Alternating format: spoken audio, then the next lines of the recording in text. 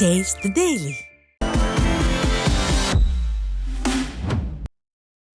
திருச்சி மாவட்டம் வாழவந்தான் கோட்டையில் மாற்று இடம் ஒதுக்கியதை கண்டித்து இலங்கை தமிழர்கள் 100க்கும் மேற்பட்டோர் ஆட்சியர் அலுவலகத்தில் மனு அளித்தனர்.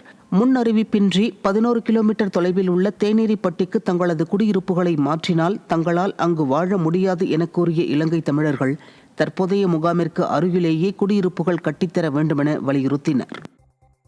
மட்டும் உழைச்சிக்கு பத்தாது, எல்லாமே கூலி வேலைக்கு தான் போகிறாங்க. அதனால் பெண்கள் தான் முழுமையாக வேலைக்கு போகிறோம். அதனால் எங்களுக்கு அந்த வாழவந்தான் கோட்டை நாங்கள் இருக்கிற இடத்துலையே எங்களுக்கு வீடு கட்டி தான் நாங்கள் கேட்டு கலெக்டர்கிட்ட மனு கொடுக்க வந்திருக்கிறோம். சென்னை ஜே நகரில் நூதன முறையில் ஏடிஎம்மில் கொள்ளையடித்த வடமாநில இளைஞர் சிக்கினார்.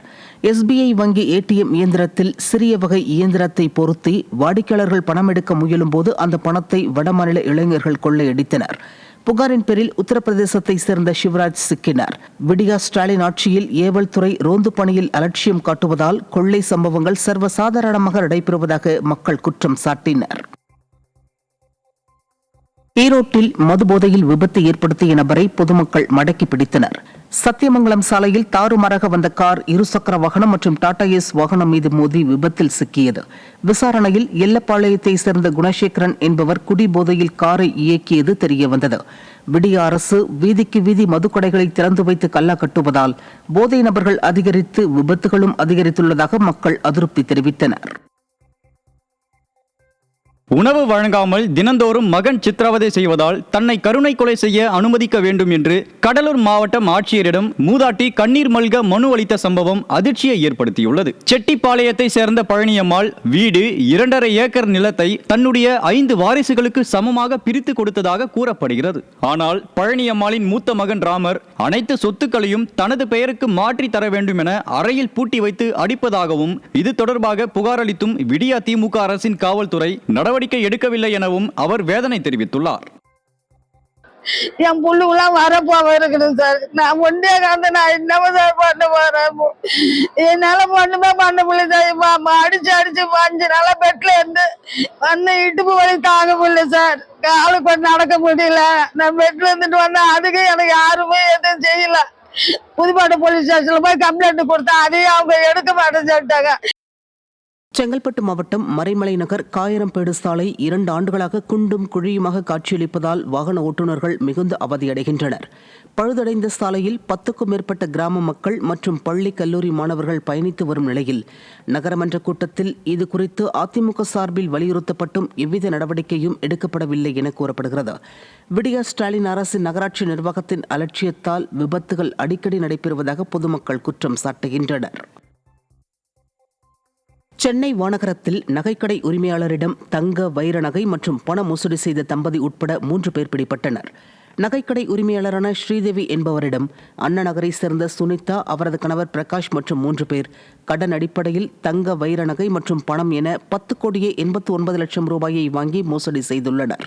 இதுகுறித்து ஸ்ரீதேவி அளித்த புகாரின் பேரில் சுனிதா மற்றும் அவரது கணவர் உட்பட 3 பேர் பிடிபட்டனர்.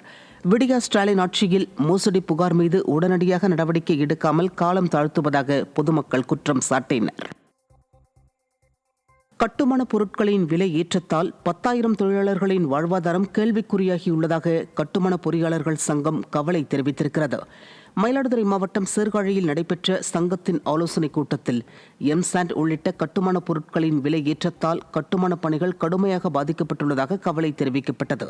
கட்டுமான பொருட்களின் விலையை விடியா ஸ்டாலின் அரசு குறைக்காவிட்டால் தொழிலாளர்களின் வாழ்வாதாரம் கேள்விக்குறியாக மாறிவிடும் என பொறியாளர்கள் வேதனை தெரிவித்தனர்.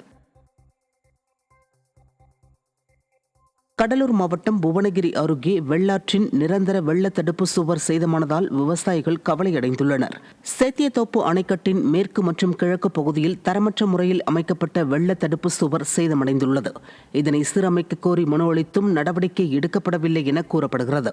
விடியா ஸ்டாலின் அரசின் பொதுப்பணித்துறையின் அலட்சியத்தால் மழைக்காலத்தில் தண்ணீர் ஊருக்குள் புகுந்துவிடும் ஆபத்துள்ளதாக கிராம மக்கள் தெரிவித்தனர்.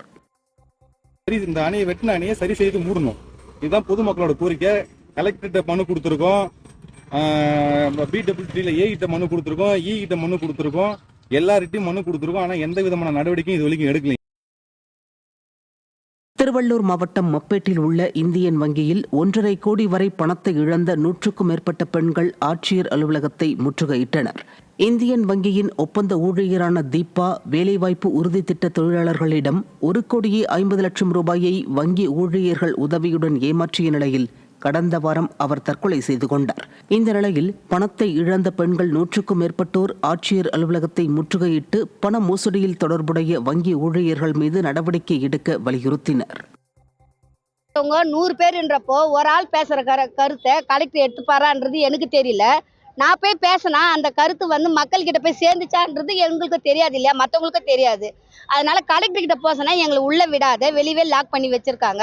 இதனால கலெக்டர் அவர்கள் இதுக்கு ஒரு முயற்சி எடுத்து எங்களுடைய பணத்தை திரும்பி வாங்கி கொடுக்கணும்ன்றது எங்களுடைய கோரிக்கையா நாங்கள் வைக்கிறோம்.